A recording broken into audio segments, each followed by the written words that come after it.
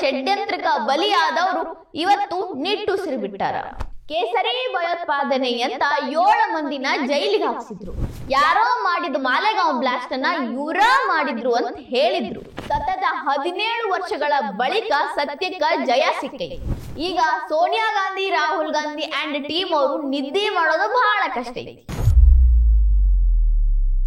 ಕೇಸರಿ ಟೆರರಿಸಂ ಅಂತ ಗದ್ದಲ ಎಬ್ಬಿಸಿದವ್ರಿಗೆ ಕಪಾಳ ಮೋಕ್ಷ ಆಗೈತಿ.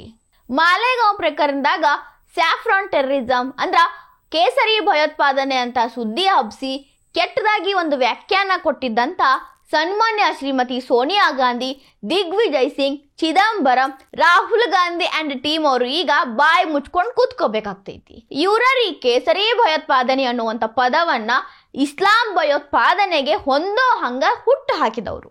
2008 ಇವ್ರ ಬಾಯಿಂದ ಬರ್ತಿದ್ವಂತ ಭಯೋತ್ಪಾದನೆ, ಕೇಸರಿ ಭಯೋತ್ಪಾದನೆ ಅನ್ನೋ ಪದಗಳನ್ನ ಕೇಳಿಸ್ಕೋಬೇಕಾಗಿತ್ತು. ಆರೋಪಿಗಳಾಗಿದ್ದವರು ಅಪರಾಧಿಗಳು ಅನ್ನೋ ರೀತಿ ಮಾತಾಡಿ ಅವರ ಜೀವನವನ್ನೇ ಒಂದು ರೀತಿ ನರಕ ಮಾಡಿದವರು ಇದ ಮಂದಿ. ಅವರನ್ನ ನೈತಿಕವಾಗಿ ಸರ್ವನಾಶ ಮಾಡೋದ್ರಾಗ ಇವರ ಕೈ ಮೇಲಾಗಿತ್ತು. ಇವರ ಮಾಲೆಗಾಂವ್ ಬಾಂಬ್ ಬ್ಲಾಸ್ಟ್ ಮಾಡ್ಯಾರು ಅನ್ನೋ ರೀತಿ ಮಾತಾಡಿ ಜನ ಅದನ್ನ ನಂಬೋ ಹಂಗ್ ಮಾಡಿದ್ರು. 2008ರಿಂದ ಇವತ್ತಿನ ತನಕ 17 ವರ್ಷಗಳ ಕಾಲ ಇವರೆಲ್ಲ ಜೈಲೊಳಗ ತಪ್ಪೇ ಮಾಡದೆ ಇರೋ ಹಂಗಾಗಿದ್ದು ಇವರಿಂದ. ಅದು ಎಷ್ಟೋ ಜನ ಮರ್ಯಾದೆಯಿಂದ ಬದುಕ್ತಿದ್ರು, ಒಳ್ಳೆ ಒಳ್ಳೆ ಹುದ್ದೆ ಒಳಗಿದ್ರು. ಬರೋಬ್ಬರಿ 7 ಜನರ ಮೇಲೆ ಆರೋಪ ಮಾಡಿ ಅವರ ಅಪರಾಧಿಗಳ ಅನ್ನೋ ಹಂಗ ಮಾಡಿದ್ದವ್ರು ಇವರು. ಈ ಕಾಂಗ್ರೆಸ್ಸಿನವರ ಷಡ್ಯಂತ್ರದಿಂದ ಅವರ ಜೀವನ ಇಲ್ಲಿ ತನಕ ಅದು ಎಷ್ಟು ಅಮೂಲ್ಯವಾದ ಕ್ಷಣ ಇತ್ತೋ ಎಲ್ಲ ಹೊಂಟೋತು.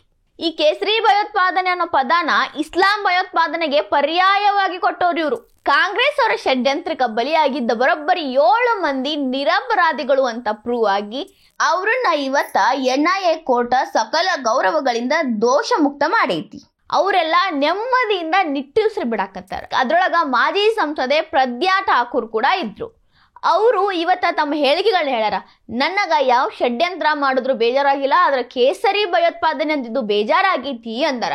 ಇದಕ್ಕಿನ್ನ ಇನ್ನು ಮುಂದ ನಿರ್ಭೀತಿಯಿಂದ ಬಾಳಕ ನನಗೆ ಶಕ್ತಿ ಐತಿ, ನಾನು ಸನ್ಯಾಸಿ ಆಗಿದ್ರಿಂದ ಇದನ್ನೆಲ್ಲ ತಡ್ಕೊಂಡೆ ಅಂತ ಹೇಳ್ಯಾರ.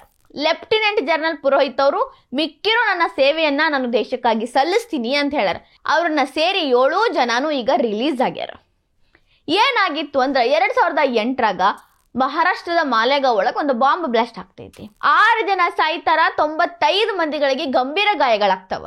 ಈ ಬಾಂಬ್ ಬ್ಲಾಸ್ಟ್ ಒಳಗ ಇವರೇ ಅದಾರು ಅಂತ ಈ 7 ಮಂದಿನ ಕಾಂಗ್ರೆಸ್ ಅವರು ಗುರಿ ಮಾಡಿ ಕೇಸರಿ ಭಯೋತ್ಪಾದನೆ ಅನ್ನೋ ಹೊಸ ವರ್ಡ್ ಕಂಡು ಹಿಡಿದಿತ್ತು. ಯಾವುದೇ ರೀತಿ ಸಾಕ್ಷಿ ಆಧಾರ ಇಲ್ಲ, ದೃಢವಾಗಿ ಹೊಂದುವಂತ ಸಾಕ್ಷಿ ಇಲ್ಲದೆ ಇರೋದ್ರಿಂದ NIA ಕೋರ್ಟ್ ಅವ್ರನ್ನ ಇವತ್ತ ದೋಷ ಮುಕ್ತ ಮಾಡಿರೋದ್ರಿಂದ ಕಾಂಗ್ರೆಸ್ ಅವರು ಬಾಯಿ ಮುಚ್ಕೊಂಡಿರ್ಬೇಕಾಗ್ತೈತಿ.